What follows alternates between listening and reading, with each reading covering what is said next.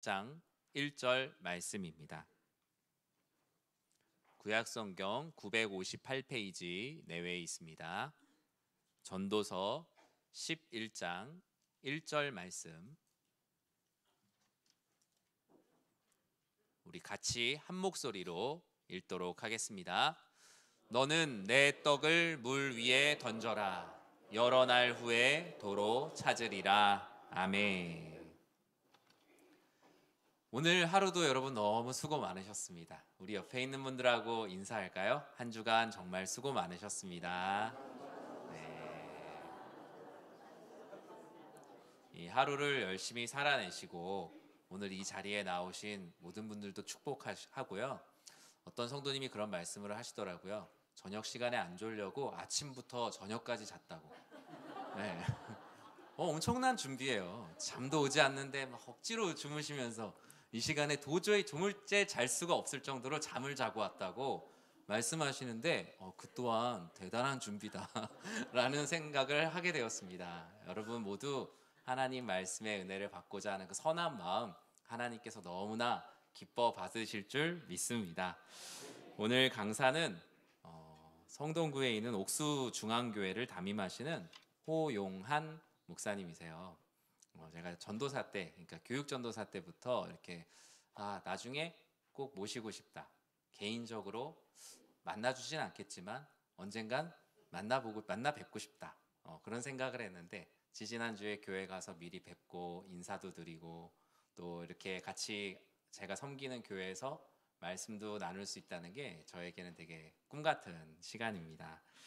우리 목사님은 교회 사역뿐만 아니라 우리 대사회적인 사역에 큰 마음을 두시고 우리 사단법인 어르신의 안부를 묻는 우유배달 이사장으로 섬기고 계세요. 교회 주변부터 또 온 나라 어르신들의 안부를 묻고 고독사 문제 해결을 위해 열심히 뛰시는 목사님이십니다. 지역의 존재의 의미가 있는 교회를 넘어서 하나님께서 만드신 이 세상에 존재의 의미가 있는 교회로 하나님 나라의 등불과 같이 우리 쓰임받고 계시는 우리 목사님 나오실 때 큰 박수로 환영하도록 하겠습니다.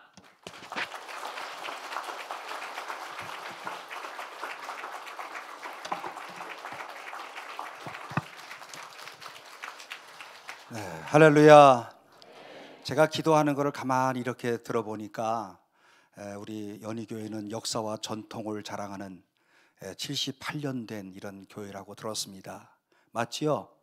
네, 그래서 그런지 아멘 소리는 별로 잘 안 하고 마음으로 다 아멘 하는데 무슨 겉으로 아멘 할 필요가 있겠나 이렇게 생각하시는 어르신네들이 참 많이 모이는 교회 같고 여기는 또 워낙 양반들만 모이는 그런 교회이기 때문에 아멘 같은 거 이렇게 함부로 하지 않고 꼭 필요할 때만 하시는 이런 교회 같아요. 저희 교회는 약간 좀 중하층의 상놈들이 모이는 교회이기 때문에 우린 그저 아무 때나 아멘 해요. 아멘 안 할 때도 아멘을 해가지고 골치 아픈 때가 있는데 오늘 이전에게 또 이 시간 2024년의 새해를 열면서 하나님 앞에 나와서 우리가 새해를 다짐하고 또 하나님의 말씀으로 이 한 해 동안에 살아가고 동시에 하나님께서 오늘 우리의 개인의 가정에 어떻게 하나님께서 축복하시는가를 한번 보자.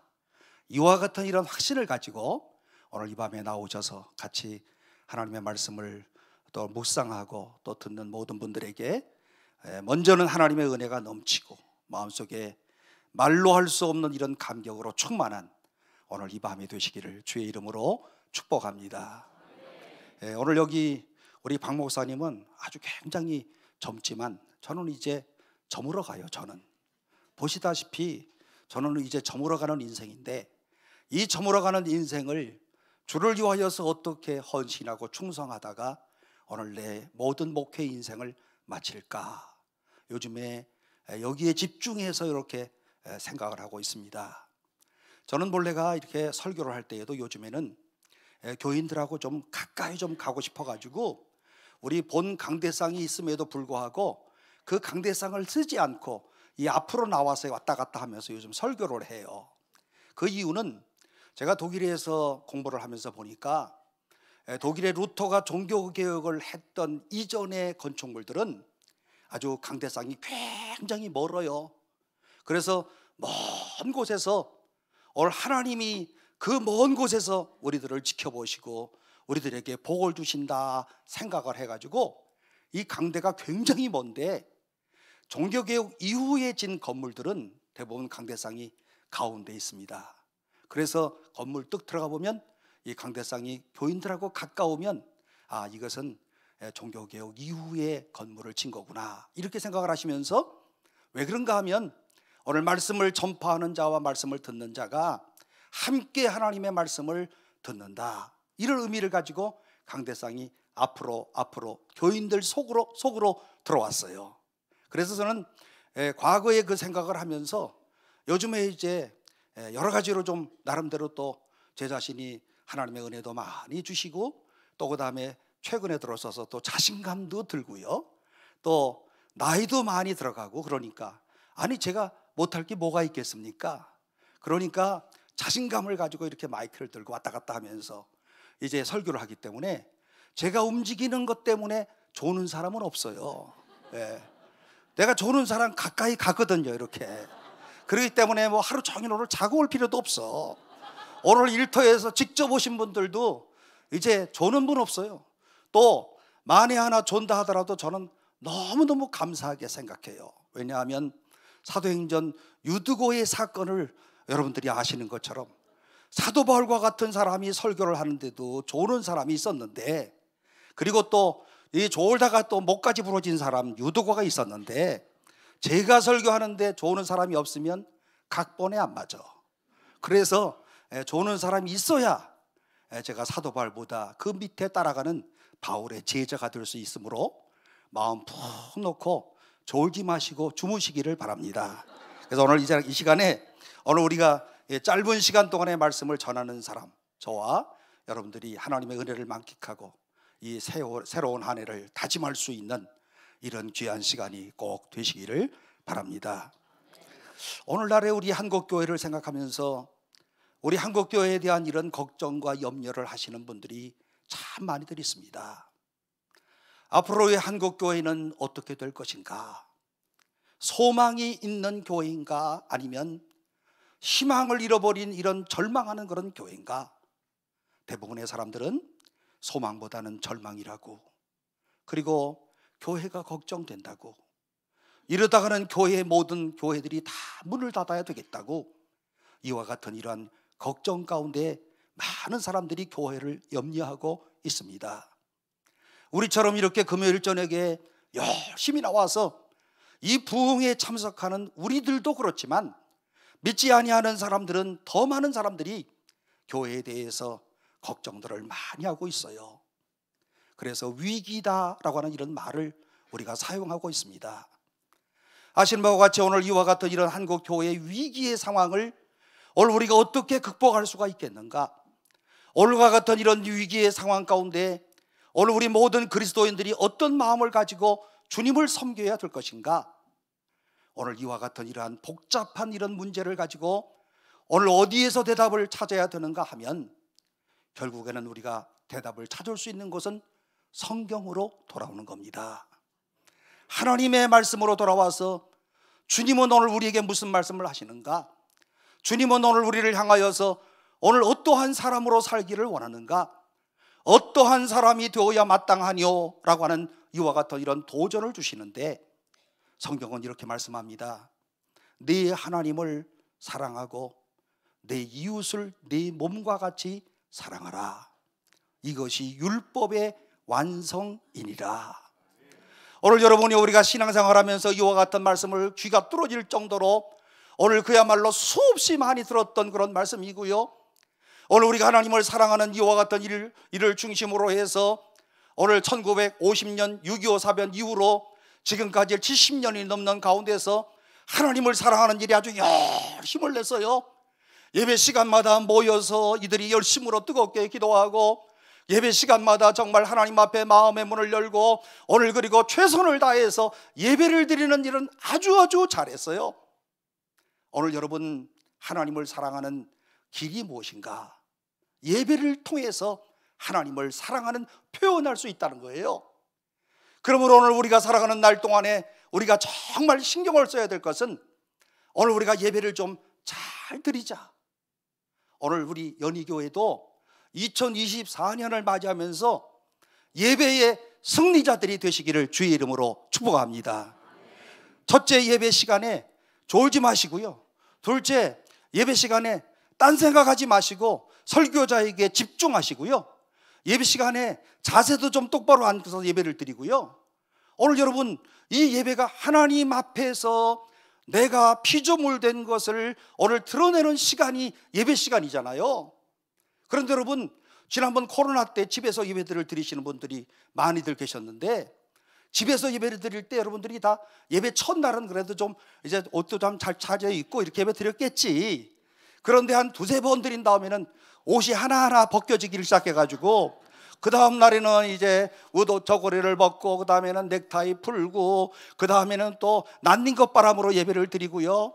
또 드리다가 또 물 먹고 싶은 마음이 생기면 또 부엌에 가서 물 한 잔 먹고 오고, 그리고 또 그 다음에 그 다음번 예배 드릴 때는 또 소파에 누워가지고 또 보고, 그 다음에는 영화 관람하는 것처럼 영화보다도 더 아주 안 좋은 자세로 예배를 드린 줄로 압니다.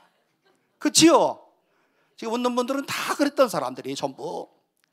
그런데 과연 생각해보면 이것이 예배인가? 이것이 어떻게 하나님을 찬양하고 하나님 앞에 기도하는 예배자의 자세인가? 생각해 볼 때 이 사람들은 예배자의 자세에서 어긋난 것이고, 유대인들이 반드시 회당에 와서 오늘 저들이 하나님을 예배했던 이유가 있어요. 저는 개인적으로 그런 면에서 예배당에 오지 않고 예배를 드렸다는 것은 다 거짓말이야. 다 예배당에 반드시 오셔서 오늘 이곳에서 임재해 계시는 주님 앞에 머리를 숙이고 주여 제가 왔습니다. 그러면 나도 모르는 사이에 여러분들 이런 거 느끼죠? 주님이 그래 너 왔니? 오늘 오기 힘든 날이었는데 어떻게 그렇게 왔니? 오늘 정말 너는 세상적으로 볼 때는 참아올 수 없었던 그런 시간이었는데 어떻게 내가 왔니? 하면서 내 마음속에 주님이 나를 꼭 껴안아주시는 것과 같은 이런 느낌을 여러분들 가지신 적 있으십니까? 이게 이 성전에 임재하신 하나님의 역사하심이 나를 만져주시는 이런 축복의 사건입니다. 오늘 그러므로 우리가 오늘 한 해 동안에도 승리할 수 있는 비결이 무엇인가 하면, 오늘 예배의 승리자가 되어서 오늘 예배 시간마다 하나님 앞에 나오고 바른 자세를 가지고 바른 마음을 가지고 사모하는 마음을 가지고 오늘 주님 앞에 주의 이름을 부르는 심령들마다 주께서 오늘 우리의 기도에 응답하시고 찾는 이들에게 열려지는 아름다운 역사가 예배를 통하여 나타날 줄로 믿습니다. 꼭 승리자들이 되시기를 바랍니다. 한 가지 또 뭐라고요? 오늘 네 이웃을 네 몸과 같이 사랑하라. 내 이웃을 내 몸과 같이 사랑하라라고 하는 말씀은 섬김을 통해서 실천으로 나타나는 거예요. 섬기지 아니하고 내 이웃을 내 몸과 같이 사랑하라. 어떻게 사랑하란 말입니까? 내 이웃을 내 몸과 같이 사랑하라. 내 몸이 얼마나 귀중한데 오늘 내 몸을 내가 어떻게 사랑할 수 있다는 말입니까? 다른 것이 아니에요. 오늘 나보다 더 약한 사람, 그리고 또 사회적으로 지위가 낮은 사람, 그리고 또 오늘 나보다 더 힘들게 살아가는 이런 사람들을, 나도 가난하지만 오늘 이들을 향하여서 오늘 사랑에 실천하는 이것이 곧 내 이웃을 내 몸과 같이 사랑하라 하시는 주의 말씀을 성취하는 그런 일입니다. 여러분이 아시는 것처럼 우리 박 목사님이 소개하신 것처럼 저는 옥수동의 목회 위하여 하나님의 부름을 받았어요. 옥수동에 여러분 이런 말씀 들었습니까? 옥수동에 서면 압구정동이 보인다. 이런 연극이 1998년도에 있었는데 옥수동이 얼마나 높으면 거기에 서면 압구정동이 보인대. 이렇게 높은 지대를 여러분 무슨 동네라고 그래요? 달동네. 달동네가 달하고 가까운 동네예요. 달하고 가까워가지고 높은 동네가 바로 이 달동네라고 부르는데, 제가 목회했던 곳이 바로 이와 같은 달동네 옥수동으로 하나님의 인도하심을 받게 되었습니다. 지금은 안 그렇지만 요즘에는 부자들이 높은 데 살고 가난한 사람이 평지에 살아. 요즘에는요. 옛날에는 이 가난한 사람들이 꼭대기 살았어요. 그런데 우리 옥수동에는 아주 특별한 그런 동네인지라 오늘 이 교회 제가 부임을 해서 2001년도에 부임을 했는데, 부임을 해서 가보니까 교인들은 한 100여 명쯤 되는 그런 교회였고, 교인들의 70%는 다 전라남도 사람들이었고, 또 저희 교인들의 대부분의 사람들은 다 중학교 졸업자야. 여러분, 연희교회하고 대조가 되지요? 예, 학벌 제일 좋은 사람이 저야. 제가 학벌 제일 좋아. 별로 좋지도 않은데 그만큼 이 달동네에 사람들이, 오늘 이와 같은 사람들이 모여 있었고, 그리고 여자분들은 다 압구정동 청담동으로 다 가사도우미 나가시고, 그리고 남자들은 또 대부분 다 운전기사로 일하시고 일용직 근로자고 요구르트 배달하시는 분들이 참 많으시고, 다 그런 분들로 구성된 교회였습니다. 그런데 중요한 건 한 가지가 있어요. 사회적 신분은 그렇지만, 가진 것은 없는 내가 가난한 사람이지만, 그런데 이 사람들에게 장점 한 가지가 있다면 오늘의 가난이 주님 앞에 가까이 가게 만드는 하나의 동기가 되었답니다. 얼마나 열심히 기도하는지, 얼마나 열심히 모여서 오늘 주님을 사모하고 그리고 주님을 갈망하는지, 예배 시간마다 사람들이 꼭 잘 나와. 지난 밤에 12시까지 일을 했어도 그 다음날 새벽 5시에 새벽기도 나와. 그리고 또 하루 종일 육체적 노동을 해요. 그리고서는 또 12시 1시에 들어와서 씻고 뭐 하면 또 1, 2시 될 거 아닙니까? 그래도 또 그 다음날 새벽에 나와서 열심으로 기도하고. 여러분, 가난이 주님께로 가까이 가는 축복의 통로가 되었다. 못 배운 무식함이 주님을 사랑하는 이런 계기가 되었다.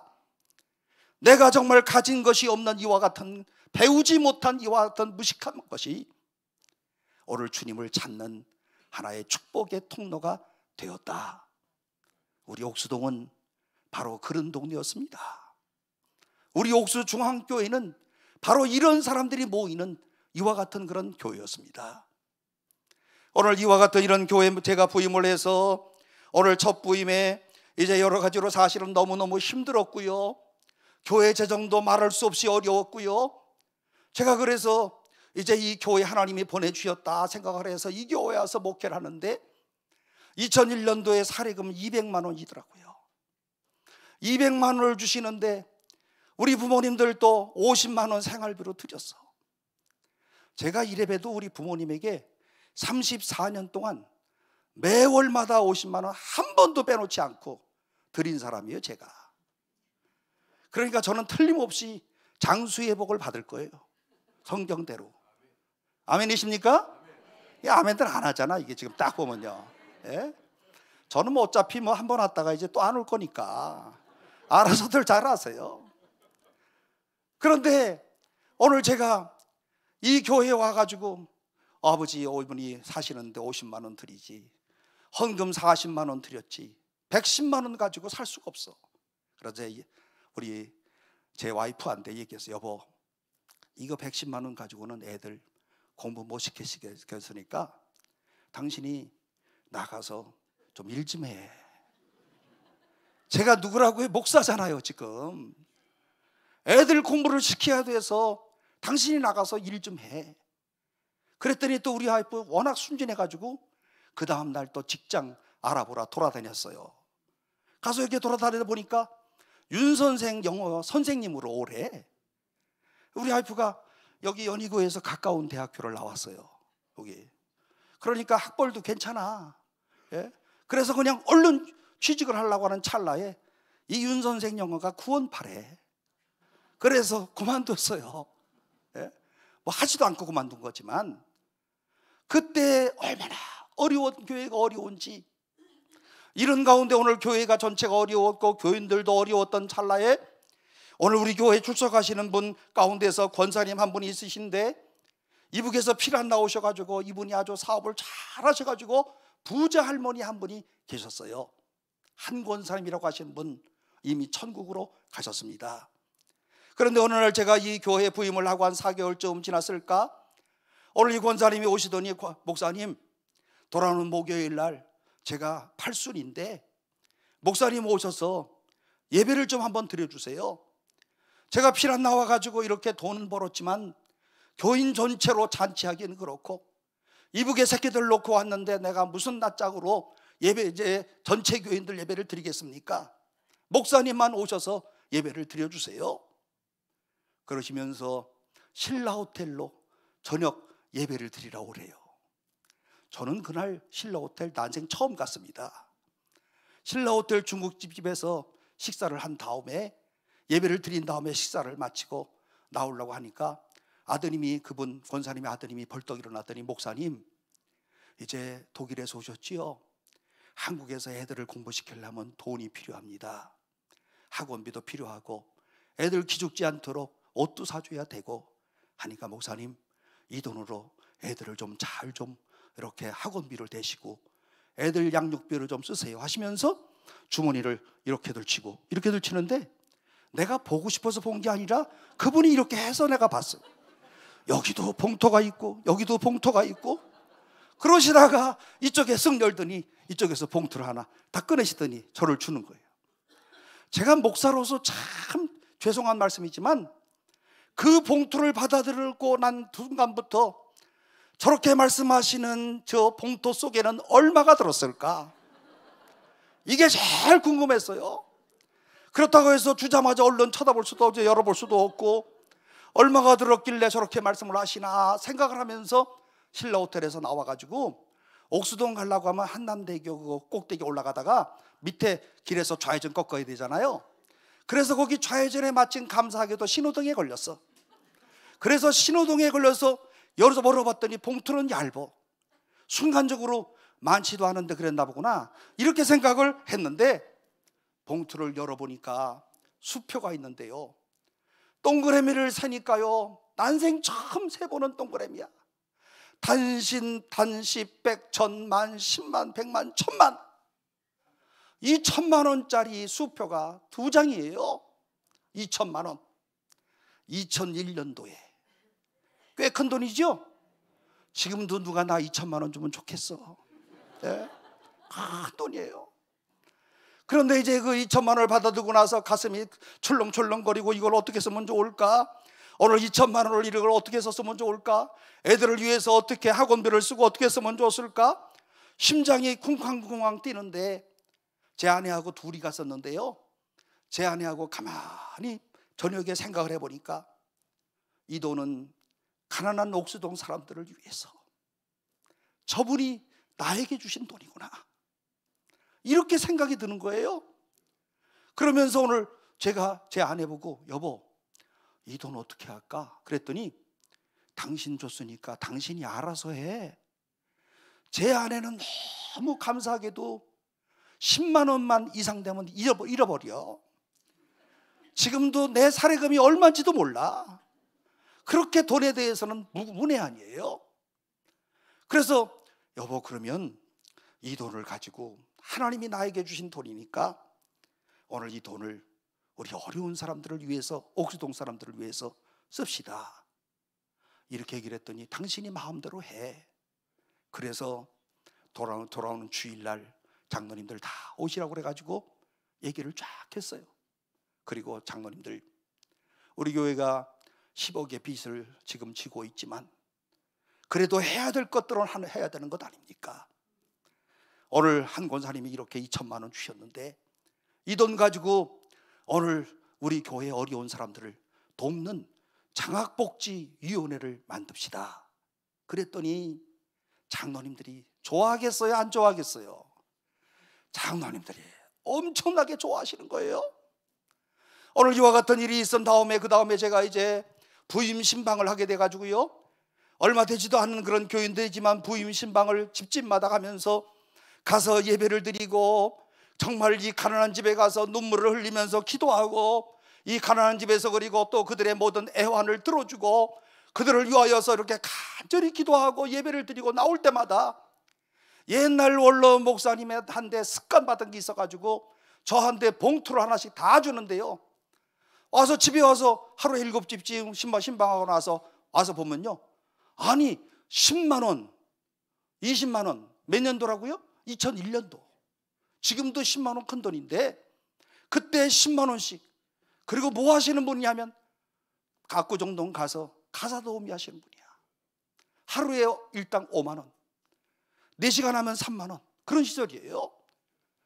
또 어떤 분은 20만 원 주면 일주일치 자기 품값이야. 그런데 저를 목사님 책 보시라고 주는 거예요.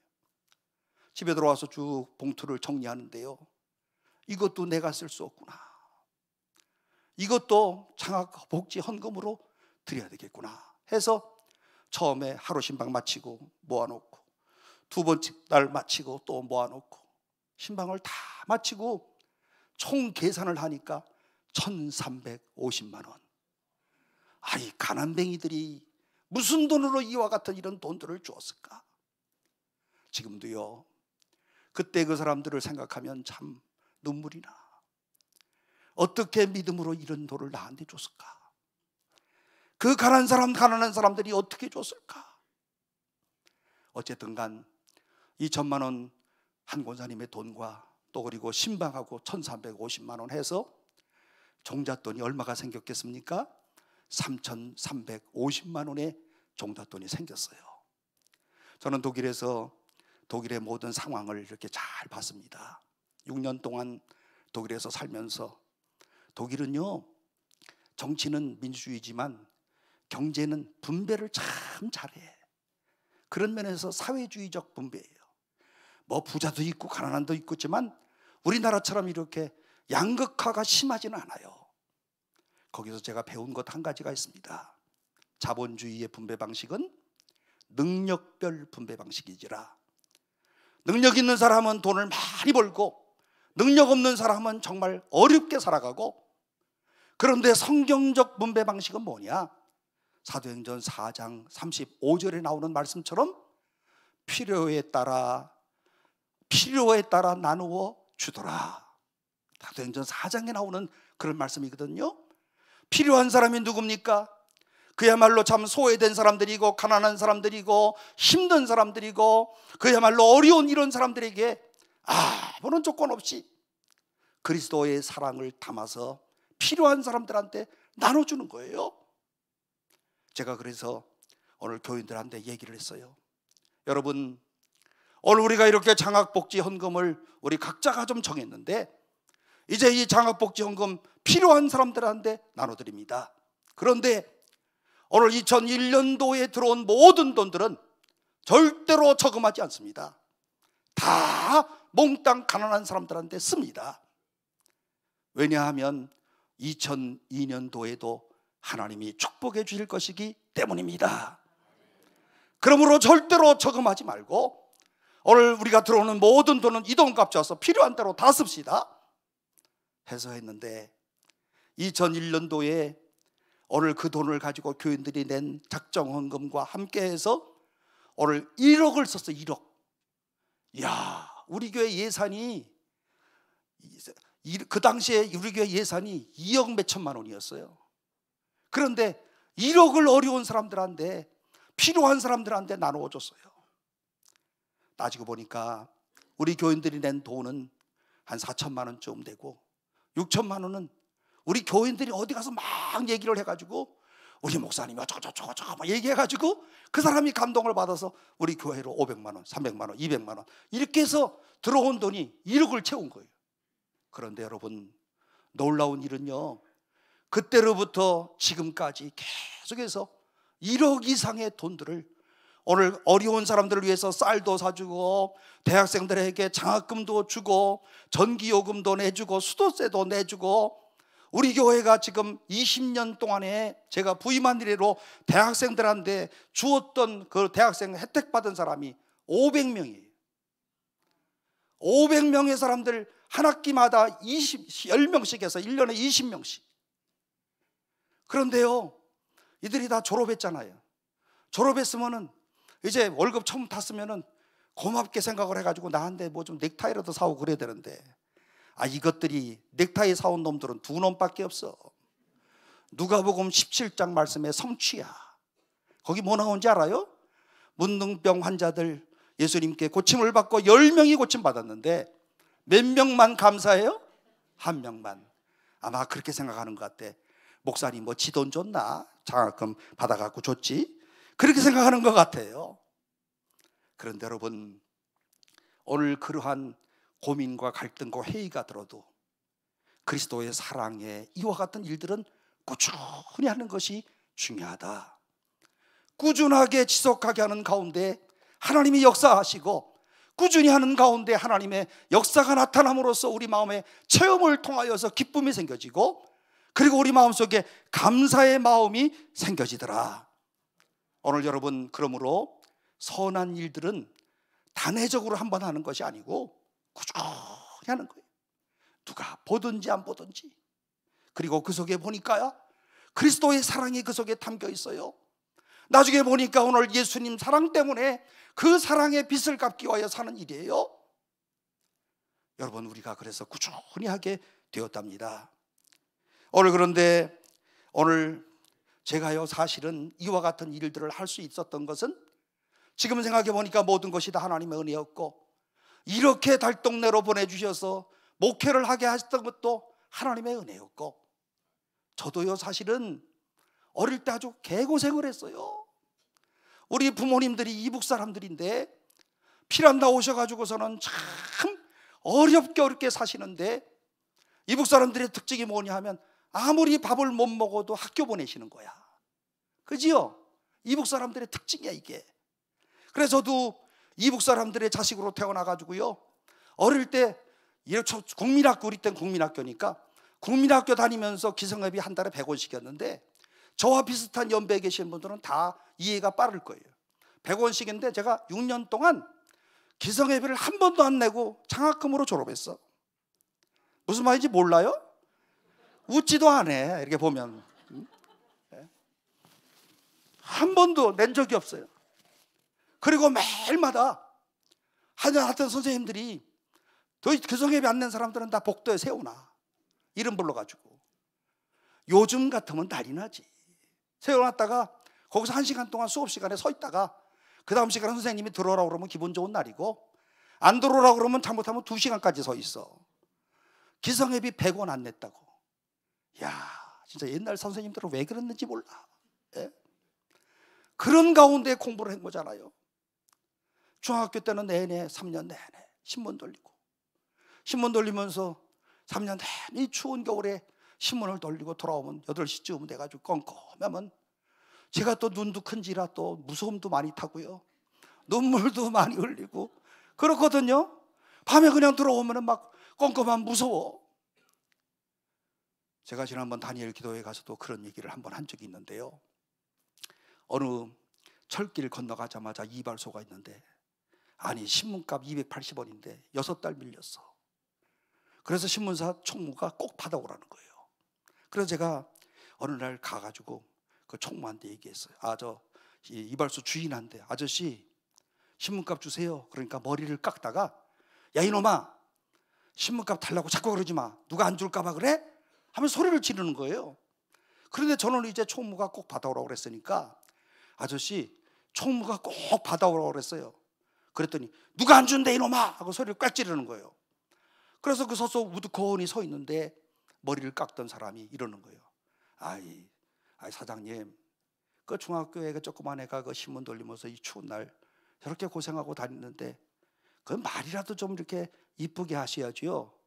아니 그 사람이 그렇게 말을 해가지고 거기서 울었다니까. 제가 그 사람이 자꾸 그렇게 슬프게 얘기를 해요.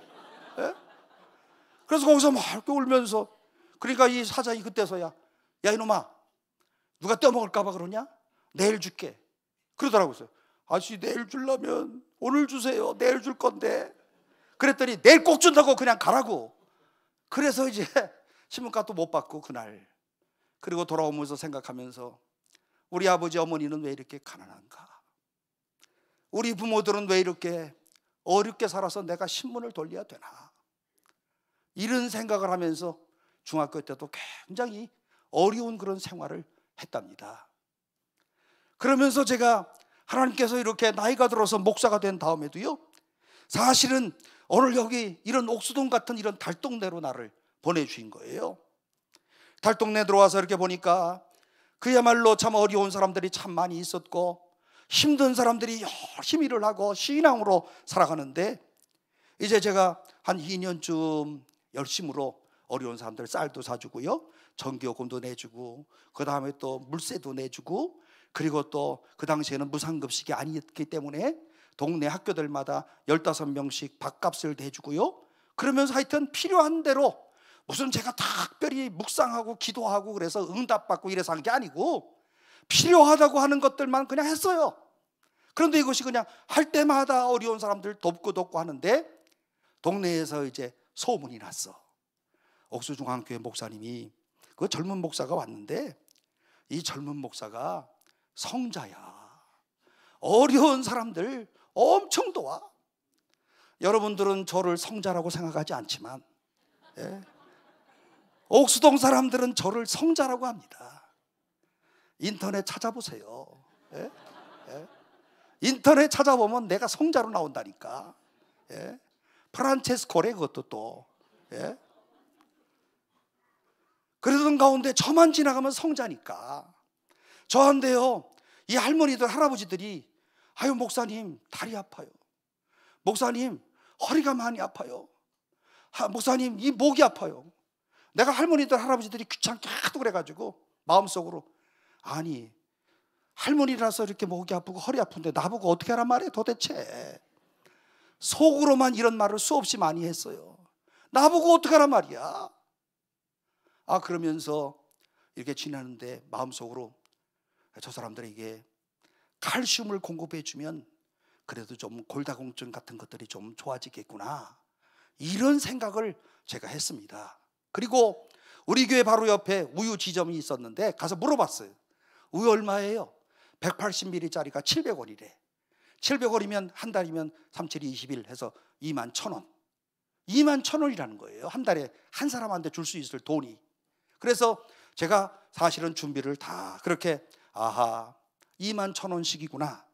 21,000원이 있으려고 하면은 우리 교회로서 한 달에 100가정이면 210만 원인데 이걸 줄 수 있을 만큼의 재정적 능력은 없어서, 이제 나중에 기회가 되면 우유도 저 할머니 할아버지들한테 줘야지, 이렇게 생각을 하면서 있었었는데, 얼마 후에 저희 천안과 함께 포항을 같이 다녀오는 일이 있었답니다. 마침 이 모든 일들이 하나님이 또 역사하시려니까 우리 천안이 바로 제 옆에, 비행기 옆에 앉게 되었고, 둘이서 포항으로부터 이 서울까지 오는 길에 우리 천안이 그러는 거예요. 아니 내가 이렇게 요즘 사업을 해가지고 돈을 좀 벌었잖아.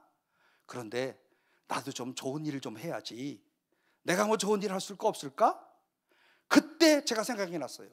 아니 우리 동네에는 어려운 그런 할머니 할아버지들이 참 골다공증으로 힘들어 하시는데, 형님 그러면 이 우유를 좀 줬으면 어떨까요? 그랬더니 얼마가 들어가는데 그러더라고요. 저는 그 순간에 마음속에 참 갈등이 생겼어요. 너무 많이 부르면 우리 처남이 뒤로 자빠질까 봐, 너무 조금 부르면 내가 손해날까 봐. 그래서 저는 느헤미야서 2장 4절에 있는 말씀처럼요, 네가 무엇을 원하느냐 하시기로 내가 곧 하늘에 하나님께 묵도하고. 느헤미야서 2장 4절 똑같은 상황이에요. 아하스로 임금님이 물어볼 때에 느헤미야가 그때 많이 얼마만큼 부르느냐에 따라서 달라지는 건데, 그래서 저도 잠깐, 하나님 얼마를 부를까요? 마음속으로 너무 많이 부르지 말고 100가정만 불러라. 그래서 한 100가정만 하면 될 것 같은데요? 그랬더니 얼만데? 야, 알아놨잖아. 제가 알아놨는데 100가정이면 210만 원이 필요해요. 그랬더니 우리 처남이, 아니 그거 내가 매월마다 210만 원씩 낼게. 아멘이십니까?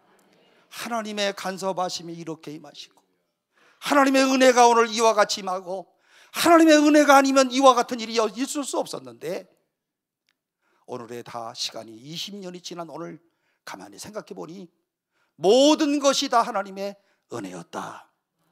오늘 우리가 이와 같은 이런 극적인 상황 말고도요, 오늘 지난 2023년 한 해 동안에 오늘 우리가 살아온 것도요, 지금 가만히 생각해 보면 모든 것이 하나님의 은혜로다. 앞으로도 2024년 이 한 해도 하나님의 은혜 가운데 우리의 길을 여시고 동서남북에서 우리를 보호하시고 전후좌우에서 우리의 길을 역사하여 주실 줄로 꼭 믿으시기를 바랍니다. 하나님의 은혜로 이루어지는 일이다. 이렇게 돈이 된 다음에 제가 우유 대리점하고 계약을 맺었어요. 어떻게 계약을 맺었냐면, 이제 우유를 꼭 매일마다 배달하셔야 됩니다. 그리고 이 배달 받아 잡수시는 분들이 공짜로 잡수신다고 그래갖고 상한 우유를 갖다 주면 큰일 납니다. 절대로 상하지 않는 우유, 유효기간이 넉넉한 우유를 꼭 갖다 주세요. 단, 제가 절대로 돈은 떼어먹지 않습니다. 그러니 꼭 안심하고 매일마다 우유를 좀 전달해 주세요. 이렇게 이야기를 하고 그 사람하고 계약을 맺어서 처음에 옥수동 금호동에 살아가는 100가정을 뽑아가지고 그 영양 보충을 위해서 시작되었던 것이 우유 배달이에요. 그래서 이제 골다공증으로 아프다는 사람들, 가난한 사람들, 그리고 그 당시 독거노인이 아니라 가정이 있어도 힘든 그런 가정들, 이런 사람들 100가정을 뽑아가지고 우유를 배달하는데, 2007년쯤 됐는데요, 오늘 신문에 아주 큰 대문짝만한 아주 큰 기사가 나왔는데, 고독사로 사람이 죽었대. 그러면서 이 고독사로 죽었다는데, 이 고독사가 뭔 줄 아십니까? 고독사는 친척과 그리고 가족 없이 홀로 살다가 자기가 죽는 줄도 모르고 죽은 이후에 72시간이 지나면 고독사예요. 이 고독사라는 단어가 우리나라에 1900년대는 없었어요. 일본에서 1900년대 처음으로 생겼고요, 일본 사람들의 고독사 단어를 그대로 갖고 와서 우리나라가 2000년대 초반에 고독사라는 이런 오늘 이와 같은 단어를 쓰기 시작한 거예요. 그런데 여러분, 이 고독사라고 하는 것이 얼마나 비참한 일인지 여러분 아십니까? 하나님의 형상대로 지음받은 존귀한 존재다. 아멘이시죠? 나는 하나님이 지으신 존귀한 존재다. 하나님이 나를 만드셨다. 그런데 하나님이 나를 만드셨는데 인간만은 내가 태어날 때 누군가가 받아줘야 되고 내가 죽으면 누군가가 장례식을 해줘야 되는 오늘 이와 같은 이런 연약한 존재가 바로 인간들 아니겠어요? 그런데 이 존귀한 존재가 죽었는데 누군가가 장례식을 해줘야 되는데 누군가가 장례식을 해줄 사람이 없는 이와 같은 이런 슬픔, 얼마나 참 비참한 그런 얘기겠어요? 여러분 보세요. 이 고독사 처리하는 이런 사람들이, 고독사를 처리하는 사람들이 있는데요, 이 사람들이 이제 어떤 집에 가독사를 했습니다 하면 이 사람들이 이제 검한 의를 데리고 딱 들어가는데요, 이 고독사를 한 사람들 딱 들어가면은요, 창문을 1cm만 열어놓고 혼자 죽어도 3일이 지나면 그 집에 들어갈 수 없을 만큼, 문을 열고 들어갈 수 없을 만큼 파리로 가득 차 있다는 거예요. 파리. 이야, 진짠가 아닌가 한번 실험해 보세요. 파리 때문에 못 들어간대. 5시간은 문을 열어놔야 된대. 파리 다 내쫓으려면. 냄새 나는 건 말할 거 없고, 문을 꼭꼭 닫고 그 다음에 고독사를 했다 하면 이 냄새 때문에 거만의가 옷을 다 입고 싹 들어가는데도 불구하고 들어갈 수가 없다는 거예요. 이것도 5시간 동안 문을 열어놔야 된다는 거예요. 인간이 고독사로 죽었을 때 시체의 그런 썩음이 얼마나 고약한지 여러분 알고 계시는 거죠? 신앙적인 입장으로 볼 때는 여러분, 오늘 우리가 존귀한 존재라고, 나를 하나님의 형상을 따라 지음을 받았다고, 나야말로 정말 이 땅에 살만한 그런 의미가 있다고 이렇게 하는 사람들이 죽은 다음에 아무도 돌보지 않는 인간의 비참함을 오늘 여러분 알고 계십니까? 제가 그동안에 20년 동안 우유 배달 이와 같은 일을 하면서 이 겨울철이 되면 고독사 하시는 분들이 많은데, 여러분 주로 고독사를 하시는 분들이, 과부들은 절대로 고독사를 안 해. 고독사를 하시는 분들이 누구냐? 호레비들이야. 그러므로 부부끼리 살다가 꼭 남자가 먼저 죽기를 바랍니다. 그래야 돼. 공감하시죠? 예? 아니신 것 같은데 여기서 이렇게 보니까요. 남자가 먼저 죽어야 돼. 응? 그러려면 남자가 또 나이도 많아야 돼, 생리적으로. 근데 요즘에 연상의 여인들하고 결혼해서 걱정이야, 저는. 예?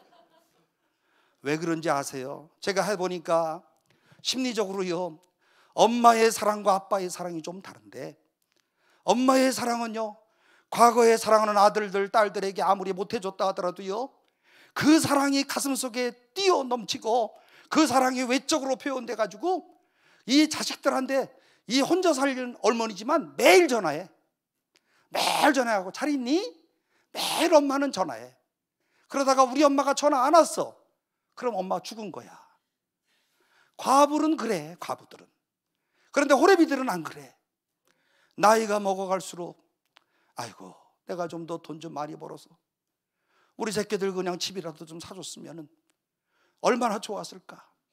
내가 좀 돈을 벌어가지고 우리 아들들 좀 공부도 좀 잘 시켰으면 좋은 그런 아주 화이트 칼라들이 되어가지고 잘 살 텐데 하면서, 남자들은 자꾸 자기의 잘못했던 것들을 나이가 먹어가면서 생각한다는 거예요. 표현은 안 해. 표현 안 하고 혼자 가만히 있다가 죽는 줄도 모르고 문 잠그고 돌아가셔. 그게 남자들의 고독사예요. 이 여름에, 이 겨울철에 보통 한 10가정에서 20가정씩 그렇게 또 여십 명씩 돌아가셔, 남자들이. 참 불쌍해요. 그런데 저희가 이와 같은 이런 고독사 문제가 일어난 다음에 제가 여기에 이제 고독사를 방지하기 위한 우유배달이라고 해야 되겠다 해서 그때 정말 하나님이 지혜를 주신 거예요. 그전에는 사랑의 우유 이렇게 해서 나눠줬는데 2007년부터는 고독사 방지를 위한 사랑의 우유, 이렇게 해서 오늘 저희들이 오늘 각 집마다 배달하기 시작하였답니다. 중요한 것은 2003년에 시작을 해가지고 2007년까지도 꾸준하게 하는데, 오늘 여러분 우리 교회에 나오는 오늘 한 청년이 있는데요, 오늘 이 청년은요 주일 예배만 마치면 나한테 찾아와서 교회를 아주 열심히 다니는 그런 청년이었었는데, 이 청년이 어느 날 오더니, 목사님 다음 주 토요일 날 목사님 시간 되세요? 제가 좀 개업 예배를 좀 드리려고요 그러더라고요. 아니 그런데 개업 예배 드린다고 하니까 제가 가야 되잖아요. 그래서 개업 예배를 가서 잘 드렸어요. 그리고 또 한 3개월쯤 있다가 또, 목사님 이번 토요일 날 시간 되세요? 왜? 그랬더니 개업 예배 드리려고요. 그래서 내가 또 망했냐? 내가 그렇게 물어봤죠. 네. 아니 이 청년은요, 내가 그냥 개업 예배를 6번 7번을 드렸는데 이상하게 개업 예배를 드릴 때마다 죄다 망했어. 나도 걱정이 생겨요. 이게 목사가 가서 기도 열심히 했는데 매일 망하니까 예배 드릴 힘도 없어요. 매일 개업 예배. 그런데 망해도 또 개업 예배 드리자 그러고, 망해도 또 개업 예배 드리자 그러고. 이 청년 뚝심이 좀 있지요? 이 뚝심이 그 마음속에 있는 믿음 아니겠습니까? 그 속에서 내가 오늘 망했지만, 오늘 내가 또 망했지만 또 그래도 하나님 앞에 예배를 드리자, 매일마다 찾아와서 예배를 드리자고 그래요. 제가 사실 주일날 그 청년 나한테 찾아오는 게 무서워. 또 개업 예배 드릴까 봐. 개업 예배 드리는 것까지는 좋은데 개업 예배 드릴 때 성경 구절이 없어. 너무 많이 드려가지고 했던 거 또 하면 교인들이 귀신같이 알아. 네? 그래서 적는 거 아니에요. 그래서 신방 갈 때마다 이 교인들이 좋은 것 같지만 또 다 알아들어요. 또 이렇게 특히 자기네 집에 와서 불렀던 찬송 성경 구절은 죽어도 안 잊어먹어. 그게 얼마나 참 영리한 거예요. 그래서 나도 마음속으로 이제 이 청년 하도 개업 예배를 많이 드렸는데, 사실은 창세기에 있는 말씀 가운데 좋은 말씀이 있었는데 내가 아무리 생각해봐도 이 말씀이 꼭 이루어질 것 같지 않아. 그래서 숨겨놓은 그런 말씀이 있었는데 하도 개업 예배를 많이 드려가지고 할 수 없어서 더 이상 다른 본문을 찾을 게 없어가지고 창세기 26장 12절 13절 말씀을 마지막으로 내가 개업 예배를 드리는데 설교를 했어요. 그 말씀이 뭔가 하면 이삭이 그 땅에서 농사하여 그 해에 100배나 얻었고 여호와께서 복을 주심으로 그 사람이 창대하고 왕성하여 마침내 거부가 되었더라. 아멘은 아멘이지만 거부가 되었더라는 말이 거부가 되는 거야. 예? 거부커녕 밥이나 좀 먹고 살았으면 좋겠어. 이제 제발 좀 어떤 사업을 해서라도 좀 과정에 올라가 가지고 밥이라도 좀 먹고 개업 예배 좀 그만 들었으면 좋겠어. 조그만 사무실에 가갖고 예배를 드리는데요, 지네 형하고 같이 뭐 서너 명 앉아가지고 뭐 개업한다나? 그러면서 예배를 드리는데 아무리 생각해도 오늘 창세기 26장 12절 13절 말씀한 다음에 머지않아 또 망할 것 같아. 그래서 사실은 확신 없는 그런 예배를 제가 드리고 왔는데, 여러분 마음속에 늘 저 친구 좀 밥이나 먹고 살았으면 좋겠다. 그리고 이 친구 옥수동에서 아주 가난하게 살았거든요. 광희동 앞에 왔다 갔다 돈이 없으니까 이사 가고 그러는데, 이 광희동 거기 엠베서더 호텔 앞에 가면 지금도요 일본 사람들이 살다가 해방돼 가지고서는 갔던 집들이 지금도 남아 있어요. 거기 살아. 쬐끄만 밤 단칸방에. 제가 갈 때마다요 가서 너무 슬프게 힘들게 살아요. 그래서 내가 그 권사님한테 물어봤어요. 아니 아들들은 어디서 자요? 그랬더니 아들들은 여기 옥상에서 잔대. 누다락에서. 아들 4명 있대. 정치도 큰 사람들이. 그래가지고 제가 갈 때마다 늘 하나님, 그런데 이분들이 신앙이 좋아. 이분도 완도 사람이야. 예? 그런데 아주 신앙은 좋으니까 가서 예배를 드리고 또 울고 같이 또 하나님의 도우심을 바라고 오는 이와 같은 이런 아주 가난한 그런 사람인데, 이 가난한 사람의 넷째 아들인데 이 청년이 우리 교회 집사거든요. 이 사람이 누군지를 아시겠습니까? 이 사람이 김봉진 집사야. 연희동은 부촌이라 김봉진이 누군지 모르지. 배달의 민족을 창업한 사람. 배달의 민족 아시는 거요?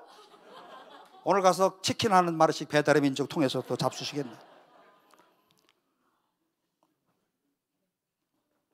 배달의 민족을 만든 김봉진 집사예요. 성경 말씀대로 거부가 됐어요. 그 예배를 드린 10년 후에 진짜 거부가 됐어요. 기도한 대로. 오늘 그러므로 하나님의 말씀은, 약속은 1.1하기라도 변함이 없을 뿐만 아니라 약속하신 모든 말씀을 성취하시는 하나님. 아멘이십니까? 그리고 제 기도빨이 대단하죠? 이 청년은요 기도할 때마다 특이한데, 이 청년 여러분들 사진 나오신 분들 보신 분들 알지만 머리를 항상 빡빡 깎고 다녀. 아시죠? 여기 수염 스티브 잡스처럼 기르고 다니고. 예? 그런데 이 청년은요 기도할 때마다 목사님 안수기도 해주세요. 아니 요즘에 누가 안수기도 해? 안수기도 하겠다고 해도 싫어해 요즘에는. 근데 하여튼 머리가 또 대는 거야. 이 머리를 대는데 머리가 그냥 우리처럼 이렇게 머리가 있으면 괜찮은데, 이 머리통에다 손을 대면 이게 까칠까칠해. 예? 처음에는 까칠까칠한 것 때문에 갈등이 생긴다니까 이게. 그런데 옛날부터 하여튼 항상 안수기도 이렇게. 지금도요 회사에서 뭐 하다가 일이 좀 어려우면 또 기도하러 와. 그리고 또 와서 또 헌금도 왕창 내고 가. 그러니까 그 사람 우리 교회 헌금이 필요할 때마다 그 사람 고난이 오면 교회 오거든. 싱가포르 살아요 지금은. 네? 그래 와서 항상 기도해. 그리고 기도하면은 하나님 아버지, 오늘 이러이러한 문제들을 주님이 아시지요. 주님이 꼭 해결해 주세요. 옛날에 과거에는 참 어려웠던 그런 시절인데 하나님이 이와 같은 이런 물질의 복을 많이 주셔서 감사하고, 오늘 우리 김 집사를 통해서 이렇게 어려운 많은 사람들에게 나눔의 축복을 주신 것을 감사합니다. 주여, 이 아들에게 오늘의 이 문제를 해결하여 주옵소서. 그러면요 아주 눈물을 줄줄 흘려. 지금 48살인데 직원이 지금 배달의 민족이 아니라 그 전에 배달의 민족 할 때 직원이 2,500명인데 회장이신데, 나도 옛날에는 반말했는데 요즘엔 존댓말 하거든. 그런데 기도하면 울어. 여러분, 이 돈이라고 하는 것이 얼마나 좋은 것이지만 이게 영악한 건지 아세요? 돈만 조금 벌면 사람이 얼굴이 달라져.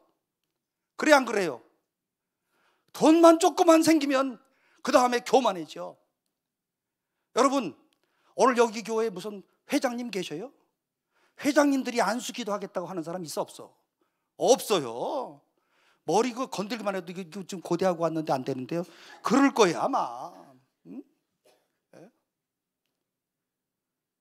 어디 출장 갈 때도 또 교회 오면 또 항상 목사님 이번에 암스테르담 출장을 가는데 감기가 걸렸어요. 제가 저 좀 기도 좀 해주세요. 머리통 갖다 대는 거예요 이렇게. 그럼 또 기도해. 근데 이상한 것은 내가 기도할 때마다 꼭 응답이 돼. 제 능력이 아니라 그 사람의 믿음이 이와 같은 이런 기적을 나타나. 오늘 여러분이, 오늘 우리가 정말 하나님 앞에 꼭 이해해야 되는요, 오늘 어떠한 문제가 있을 때마다 오늘 우리 김봉진 집사처럼 열심으로 하나님 앞에 그 정말 한 마음을 가지고 기도할 때 하나님이 응답하시는 하나님, 나를 기억하시는 하나님을 꼭 우리가 믿으면서 기도로 모든 문제를 해결하시는 우리 연희교회의 모든 성도들이 되시기를 주의 이름으로 축복합니다.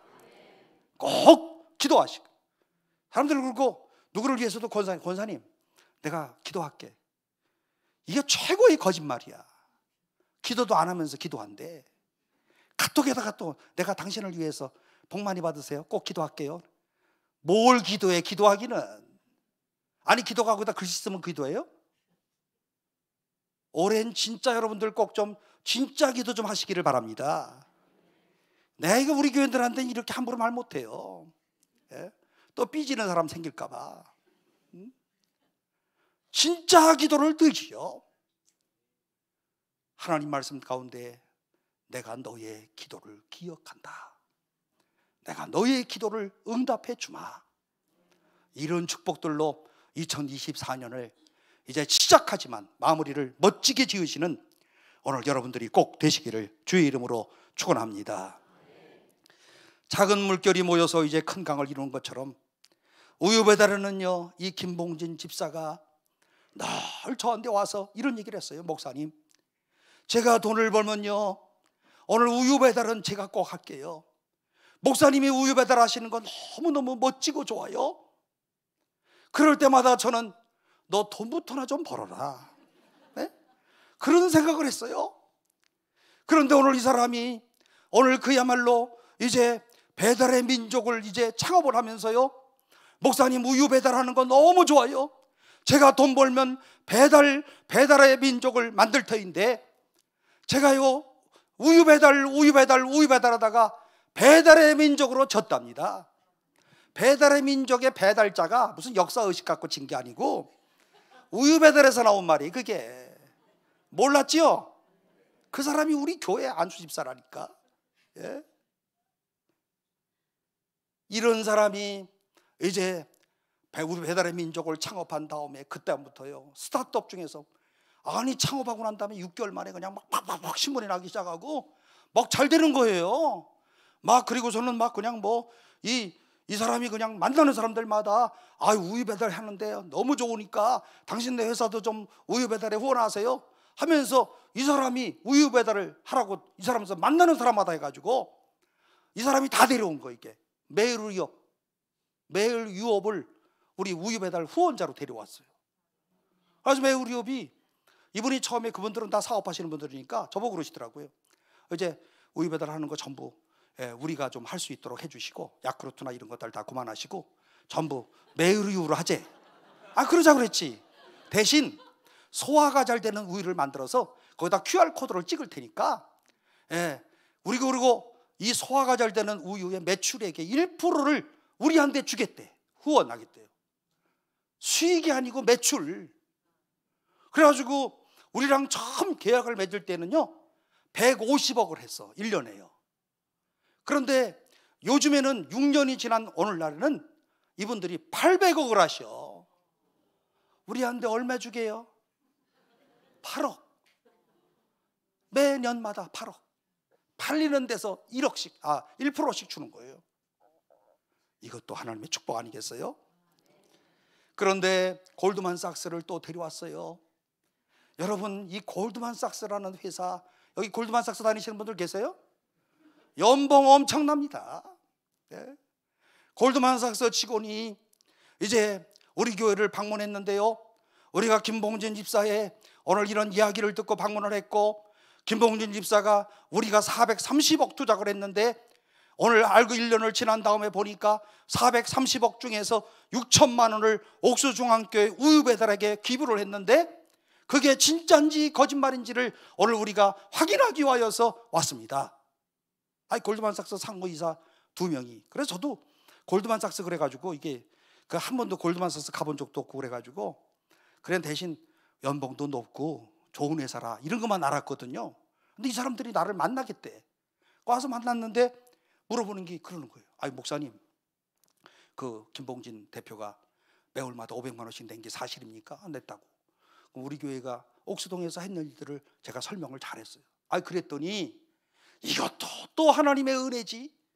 이 사람들이요, 2사람이 와가지고 감동을 받아가지고 광화문에 우리 한국의 지사가 있고요, 홍콩에 본사가 있는데 아시아, 거기에 아시아에다가 알려가지고요, 이런 교회가 있다고, 이런 좋은 일을 하는 교회가 있다고 하면서 본사에서 상무이사 이상급 10,000불씩 다 냈어요. 그래가지고 15만 불을 우리 교회에 기부한 거예요. 우유배달에 15만 불이면 약 한 1억 8천만 원쯤 돼요. 그런데 갑자기 1억 8천만 원짜리 이 큰 후원금이 들어와서 제가요 마음속으로 생각할 때 이 돈은 교회 재정과 함께 같이 합력을 하게 되면 아무래도 문제가 있겠구나 해서 사단법인을 만들었어요. 2015년도에 사단법인을 만들어서 투명성 있게 재정을 관리하고, 그 다음에 사단법인을 만든 다음에 예수 믿는 사람들만 후원자가 되는 게 아니라 예수 안 믿는 사람들이 후원자가 되어지는데, 여러분 중요한 것은요, 정말 저는 양심적으로 이 사단법인을 만들어 놓고 여기에서 제가 10원도 쓴 일이 없어요. 지금도 제가 이상이지만 월급은 빵원이야. 돈 안 받아. 얼마든지 받을 수 있는 이런 묘한 생각들이 다 있을 거다. 안 해, 절대로. 제 아내가 법적인 건 또 다 이렇게 처리해줘. 그래서 제 아내도 빵원이야. 한 사람만 필요해. 한 사람만 필요한데 이분은 은행원으로 다니다가 49살 됐는데요, 이제 애들 낳고 경력 단절녀가 돼가지고 뭘 했으면 좋을까 하다가 우리 이 돈 수입 지출만 잘 이렇게 맞춰주면 돼. 그 한 분한테 월급 180만 원씩만 드려. 재택근무에 대신이요. 예? 그분도 크리스찬인데 헌신적으로 하셔요. 그럼 오늘 우리처럼 이렇게 요즘에 점점 우유배들이 늘어가지고요, 오늘 우리 교회, 우리 사단법인을 통해서 독거노인들이 우유를 받아 잡수시는 분들이 4,350명. 하나님의 기적 아니겠습니까? 4,350명을 오늘 한 줄로 쭉 세워놓으면 광화문까지 가. 예? 저는요, 이 일을 하면서, 제가 독일에서 살았고 또 독일에서 공부를 하면서 이런 생각을 했어요. 조지 뮬러처럼 해야 되겠다.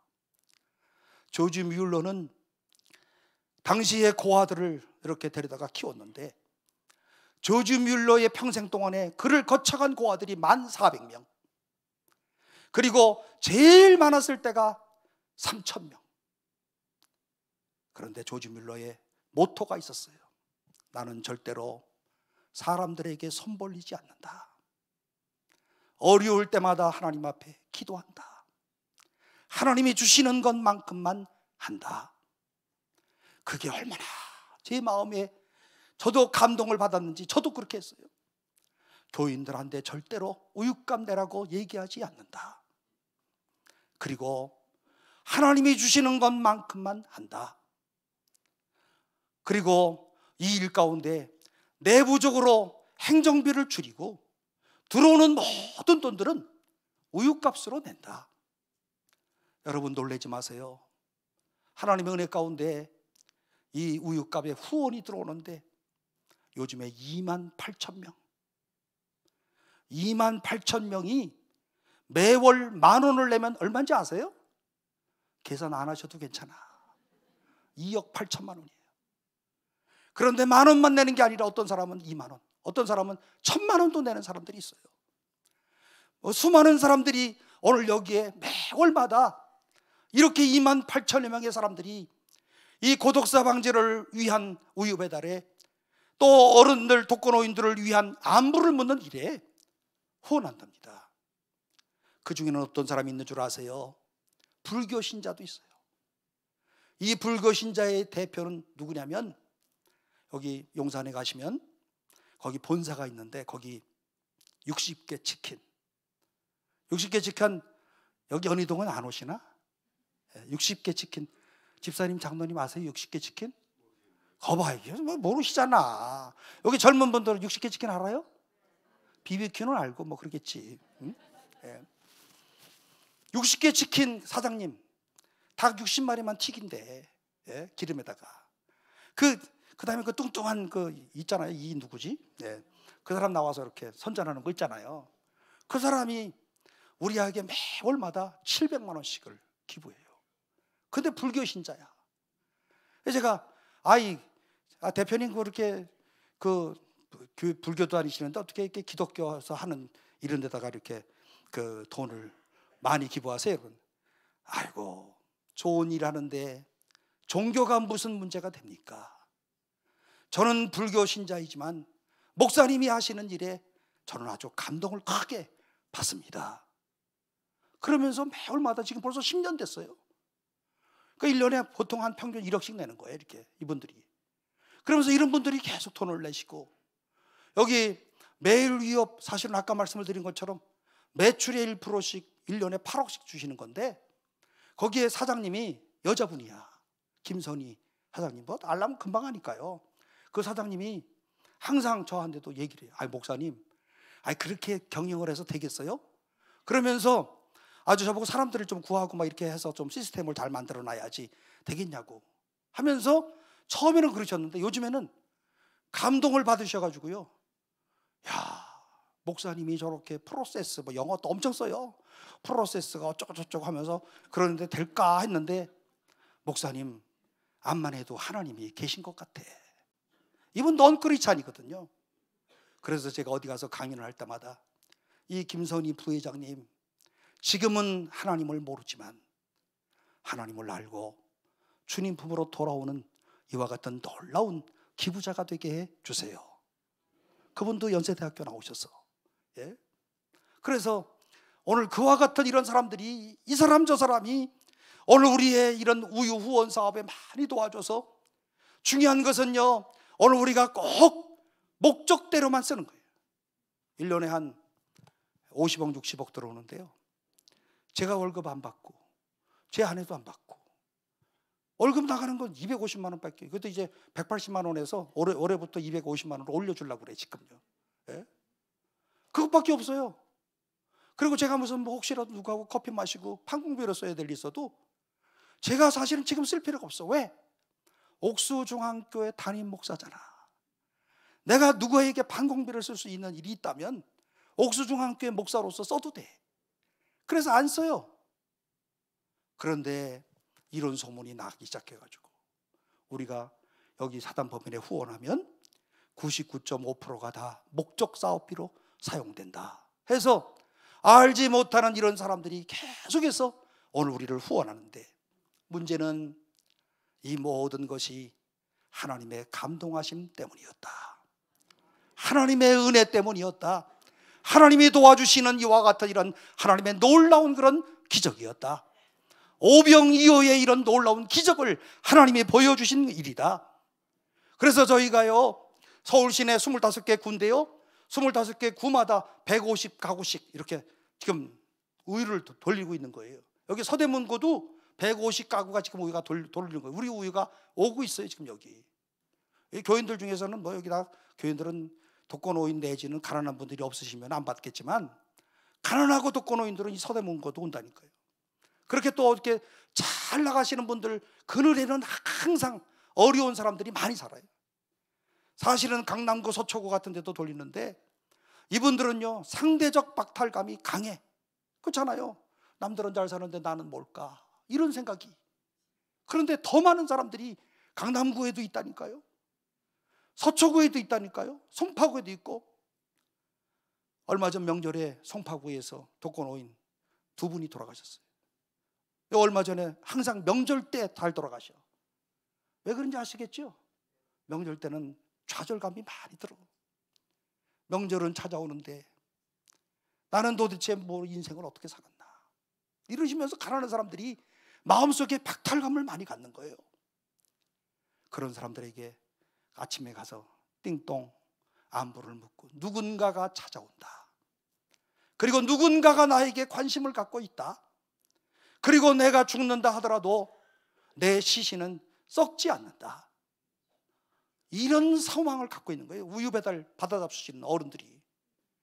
그런데 오늘 우리가 우유를 드릴 때도요, 오늘 이런 분들에게 우유를 드릴 때 이분들이요 지금은 여차여차해서 어려운 형편에 놓여 있고 그야말로 우유 하나를 받아 먹어야만 되는 이런 형편 가운데 있지만, 우리가 우유를 드릴 때 이 사람들에게 불쌍한 마음으로 주는 게 아니고, 이분들이 1960년대 70년대 이 나라 산업화에 큰 공을 세웠던 분들이고 어찌어찌 하다 보니까 오늘 이런 형편이 된 거잖아요. 우리가 우유를 줄 때마다 감사한 마음으로, 얼마나 이 나라의 경제 발전에 기여하셨습니까? 이 나라의 오늘 산업화에 당신이 얼마나 기여를 했습니까? 고맙습니다. 살아계시는 동안에 편안하게 오늘 살 수 있도록 오늘 꼭 저희들이 우유를 드리겠습니다. 그런데 우리 우유는요 한 번 드리면 죽을 때까지 드리는 거예요. 예, 돌아가실 때까지. 지금 이렇게 자꾸 늘려서 서울에 25개 구, 부산, 대전, 또 대구, 여기 김포, 또 밀양, 전라도, 장흥, 또 전주, 이런 데 자꾸 이렇게 우유가, 공주, 서산, 이렇게 해서 우유가 계속해서 전국적으로 늘어가고 있어요. 이런 일들이 점점 소문이 나고 바이러스처럼 퍼지더니 끝내는 지난 2023년 9월 26일 날 국무총리실에서 전화가 왔어요. 밑에 서기관들한테 얘기를 들었대요. 목사님, 이번 9월 26일 날 총리께서 직접 우유를 한번 배달하고 싶어 합니다. 총리님이 한번 오셔서 우유 배달할 수 있도록 그저 한 3명 정도만 이렇게 뽑아주세요. 저도 이제 오랜 동안 했기 때문에 총리가 좋아하는 집을 알아. 약간 허름해야 돼. 왜냐하면 사진 찍으러 오시거든. 그죠? 그리고 또 반지하일수록 좋아. 예? 아파트, 임대 아파트 같은 데는 사진 찍으면 번듯하게 나와. 안 번듯하게 나오는 집을 찾아야 돼. 그래서 제가 그 서기관들에게 안 번듯한, 사진이 나와도 좀 허름한 집을 찾아가지고 우유를 배달하도록 그렇게 했어요. 그런데 매달 9월 26일 날 아침 5시 반에 오시겠대요. 비가 왔어요 그날. 근데 우리 우유 배달에 우리 사무실이 있거든요. 그 사무실에 총리님이 오셨어요. 총리님이 오셔서 5분만 저하고 대화를 하겠대요. 차 한 잔 딱 마시고 우유 배달 탁 하고 빨리 가시겠대. 아니 당신들이 그러시는데 나야 뭐 그러시라고 그래야지 뭐 10분 있으세요 이런 말을 할 자격이 없잖아요. 응? 총리님이 오시더니 제 시간에 딱 되니까, 야, 나 총리가 그렇게 높은 줄 몰랐어. 굉장히 높더라고. 예? 막 경호실이 와갖고 막 이 구석까지 다 뒤지는 거, 이렇게 전부 폭탄이 있는가 보느라고. 예? 막 다 뒤져요. 그러더니 또 우리 사무실에 딱 오셔갖고 얘기를 하는데, 아니 글쎄 5분 말씀하신다는 분이 저랑 제 얘기를 들으면서 30분 얘기하셨어. 연세가 좀 드셔서 그런 것 같아요. 예? 그리고 따라온 수행비서 보건복지부 차관한테 이러는 거예요. 어이 차관, 여기 정부가 할 일을 목사님이 하시네. 목사님이 하시는 거 잘 좀 도와드려. 그러시는 거예요. 저는 지금도 우리 총리께서 하셨던 말씀, 목사님, 정부가 해야 될 일을 목사님이 하시네요. 고맙습니다. 그 한마디가 복음에 어떤 영향을 끼치는가 여러분 아십니까? 정부가 해야 될 일을 목사님이 하셔서 감사합니다.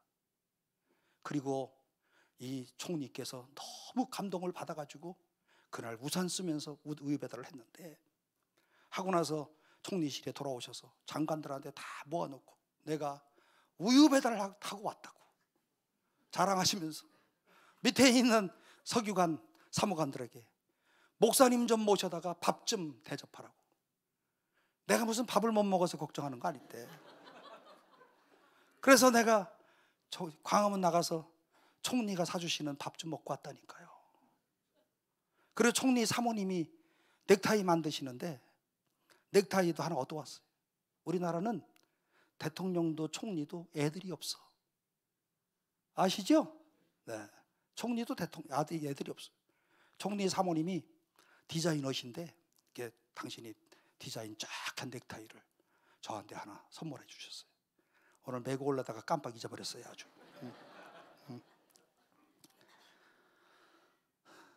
이런 하나님의 은혜 가운데 점점 이렇게 성장을 하고 있답니다.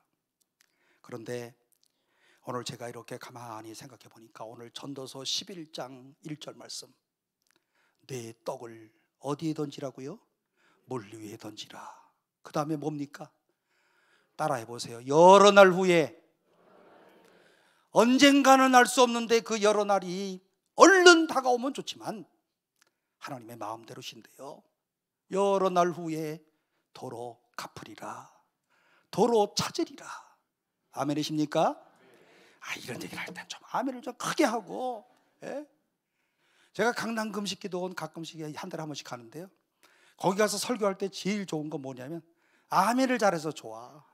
여기 앞에 앉은 할머니들, 권사님들 아멘 아주 방정맞게 아멘 너 엄청나게 잘해. 예? 여기는 또 너무 침묵을 지켜가지고 그냥 멀뚱멀뚱 쳐다만 봐가지고 지금 무슨 생각하나 이렇게 내가 나로 하여금 갈등하게 만들어요. 내 떡을 물 위에 던지라, 여러 날 후에 도로 찾으리라. 제가 우리 교회에서는 절대로 안 하는 설교인데 여기서만 하는 얘기예요. 여러 날 후에 도로 찾으리라. 제가 사실 옥수중앙교회 와서 처음에 얼마나 고생을 했는지 몰라. 지금 생각해봐도요, 배도 고팠어요. 그리고 애들도 참 힘들게 키웠어요. 물론 우리 처남이 다 가끔씩 용돈 주고 그래갖고 그렇게 또 처참하게 키운 건 아니고. 네. 그래서 옥수동은 참 특이한 동네예요. 옥수역에서 압구정역까지 몇 정거장? 한 정거장이에요. 한강을 이쪽으로 건너면 거의 거지 수준의 사람들이 살고, 한강만 건너면 거기는 우리나라에서 제일 사는 사람들이 살고. 저도 목회하면서 그런 생각 했었겠어요, 안 했겠어요? 이야, 압구정동에서 목회하는 목사들 좋겠다. 예? 연희교회에서 목회하는 박 목사님 좋겠다. 예? 이야, 부자들이 있는 교회 얼마나 좋을까. 그러면서 이런 생각을 수없이 했답니다. 서초동에 있는 어느 한 그 산자 들어가는 교회가 있는데 제 친구인데요, 아주 그냥 나만 만나면 또 자랑 엄청나게 해. 부자라고. 그래서 난 참 부러웠어요. 나는 매일마다 옥수동에 정말 어려운 사람들하고 사는데, 근데 하나님께서 여러 날 후에 도로 찾으리라 하셨는데, 이 옥수동에서 4년제 정규대학 들어가는 사람이 1년에 거의 없어. 왜 그런 줄 아십니까?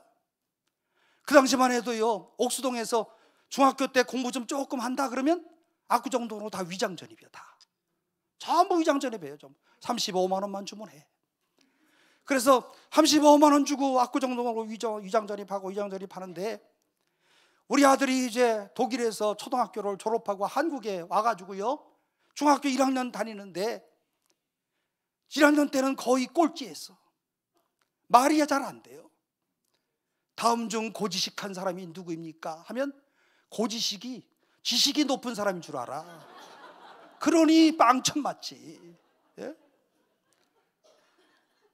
자식이 공부 못하고 돌아왔을 때 부모가 받는 스트레스 아시잖아요. 나는 뭐 믿음으로 다 해결하는 줄 아십니까? 예? 저도 여러분들하고 똑같아요. 그런데 1년 내내 거의 꼴찌에서 뒤에서 맘 들더니 독일에서도 사실은 공립학교 다닐 때 공부를 잘했거든요. 근데 이제 말이 안 돼서 그러겠지 이렇게 생각을 했는데 1년이 지난 다음부터 공부를 잘하는 거예요. 그리고 중학교를 졸업할 때 선생님이 불러가지고 위장 전입하래. 예. 내 공부 잘하니까. 그때가 김대중 대통령이 장상총리, 국무총리 위장 전입으로 부결될 때야. 그때가요. 그런데 선생님이 그러는 거예요. 그런데 제 마음속에 인간적 마음으로는 위장 전입 시키고 싶어. 그런데 내가 목사 체면에 어떻게 위장 전입하면 교인들이 다 아는데 어떻게 위장 전입해? 그래서 겉으로만은 하나님이 다 책임져 주신다. 걱정하지 말고 뺑뺑이 돌리는 학교로 가자. 해가지고 뺑뺑이를 돌렸는데 서울에서 62개 인문계고등학교에서 61등 하는 인문계고등학교 갔어요. 가보니까 서대문 형무소 같아. 학교가. 학교를 안 가겠대 우리 아들이요. 그래서 엄마가 이렇게 얘기하는 거야. 야, 너는 저렇게 좋지 않은 학교 들어가서 남자는 고등학교를 졸업해야 되니 요셉처럼 살면 된다. 다른 사람들한테 영향을 주면 된다 하면서 엄마가 이렇게 와서 검정고시 치르지 말고 아무리 후진 학교라도 그 학교 다녀라. 그래서 우리 아들이 요셉처럼 된다는 소리에 귀가 뻥해가지고 그 정말 꼴찌 않은 학교를 들어갔어요. 그런데 여러 날 후에 도로 찾으리라. 그 여러 날이 이렇게 빨리 올 줄은 누가 알았어요? 걔가 고등학교 들어가자마자 반편성고사에서 20등을 했는데 처음 4월 달에 시험 보는 중간고사에 전교 500명 중에서 전교 1등, 평균 98.5, 음악도 잘하고 체육도 잘하고, 예? 평균 98.5를 맞는데 그때 집에 갖고 와서 평균 98.5 성적표를 갖고 오는데 우리가 너무 좋아서 너무 그래서 야, 너 어떻게 이렇게 공부를 잘했어? 너 이렇게 공부를 잘했어? 아빠가 너무 좋아.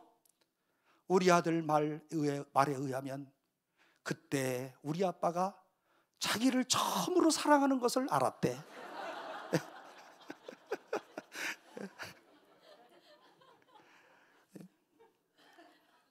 그래서 그때부터 더 열심히 공부하는데요. 3년 내내 전교 1등. 그래서 옥수동 그리고 또 우리 아들이 다닌 고등학교에서 서울대학교 경영학과는 우리 아들이 23년 만에 처음이야.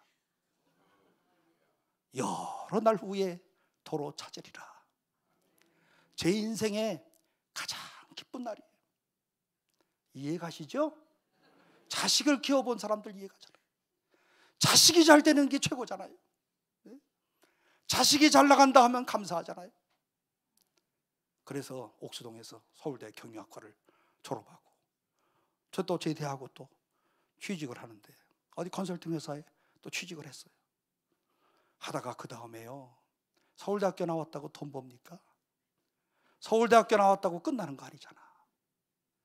31살까지 직장을 다니다가 갑자기 준호헤어에서 스카우트 옷이 왔어요.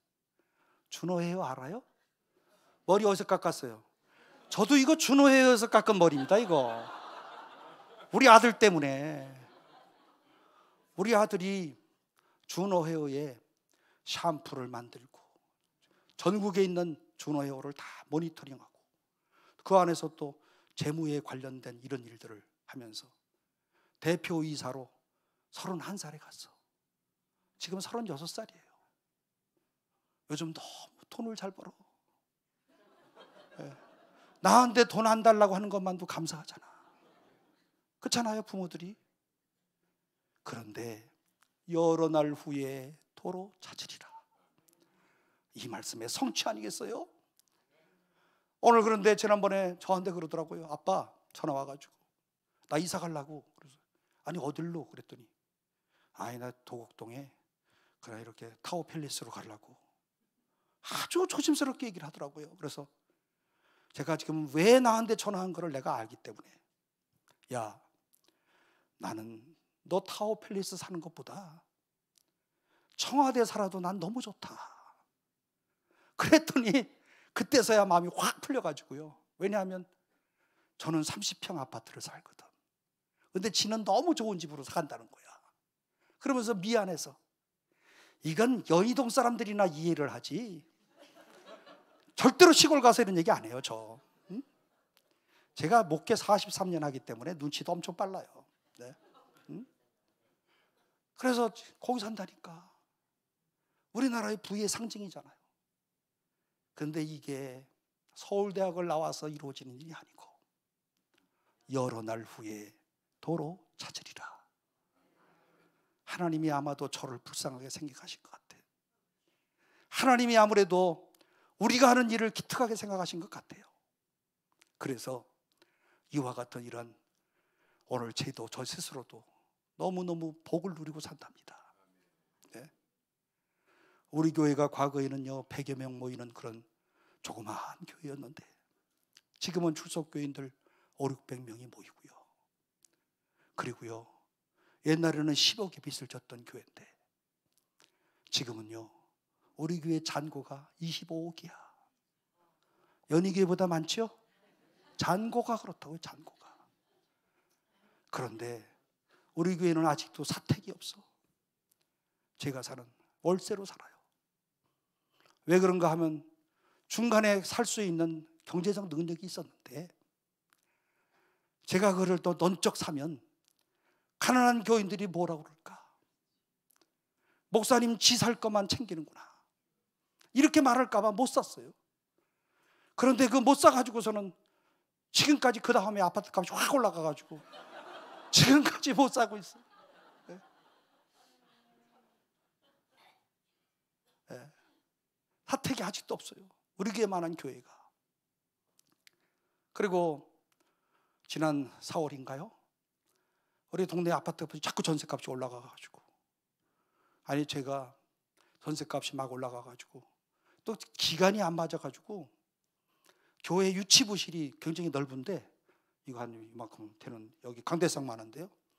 방은 엄청 뚜렷해 유치부실. 그래서 제가 제 아내가 다 허락해야 되는 거잖아요. 제 아내는 호텔보다도 그렇게 넓은 방을 좋아해.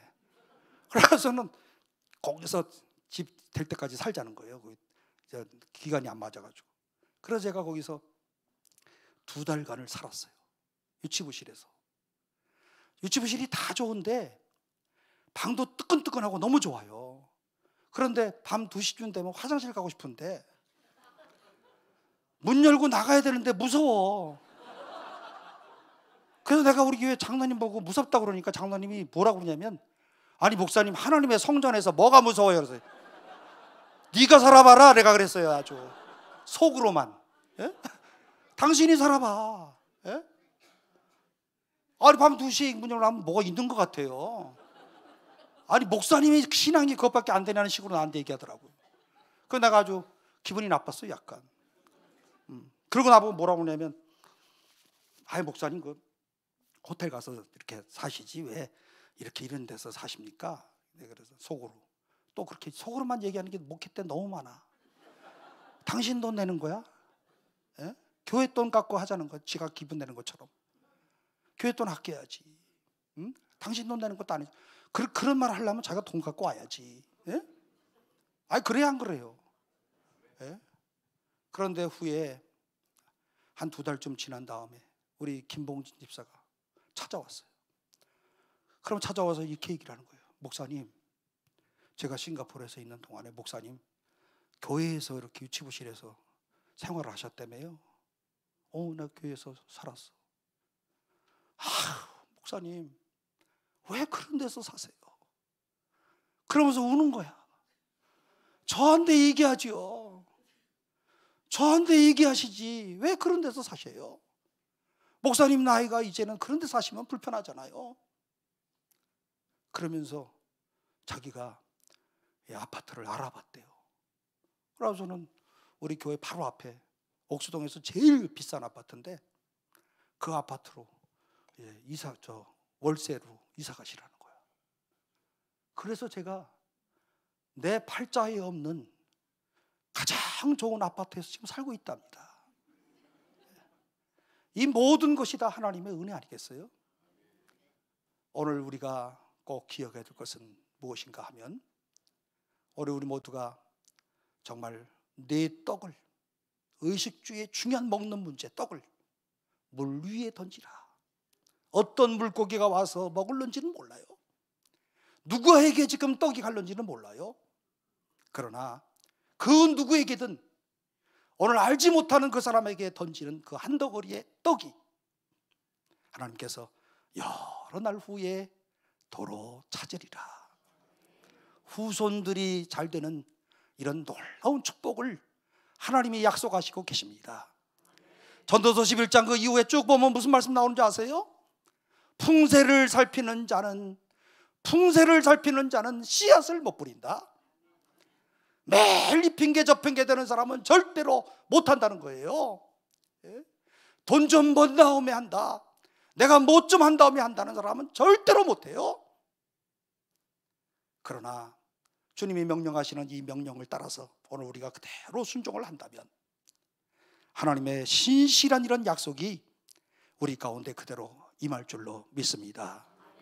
흩어구제하여도 더욱 부하게 되는 일이 있나니 과도히 아껴도 가난하게 될 뿐이니라. 구제를 좋아하는 자는 풍족하여질 것이요 남을 윤택하게 하는 자는 자기도 윤택하여 지리라. 한번 따라서 해보세요. 구제를 좋아하는 자는 풍족하여질 것이요. 거기까지만요. 제가 목회를 하면서 이제 목회 일선에 4년 남았어요. 제가 남은 4년 동안에 어떻게 이 목회를 마무리 지을까. 그리고 제가 여태까지 전도사 때부터 43년을 이렇게 목회자로 살았는데 분명한 것 한 가지가 있어요. 남을 잘 도와주는 사람 망한 것 못 봤어요. 구제하는 사람이 힘들어 망했다는 거 못 봤어요. 대신 이런 사람은 봤어요. 그렇게 좋은 일들을 많이 하더니 저렇게 자식들이 잘 되네, 저렇게 복받고 사네. 여러분들 가운데 기복신앙이다 이렇게 생각하는 사람들 계십니까? 그렇지 않아요.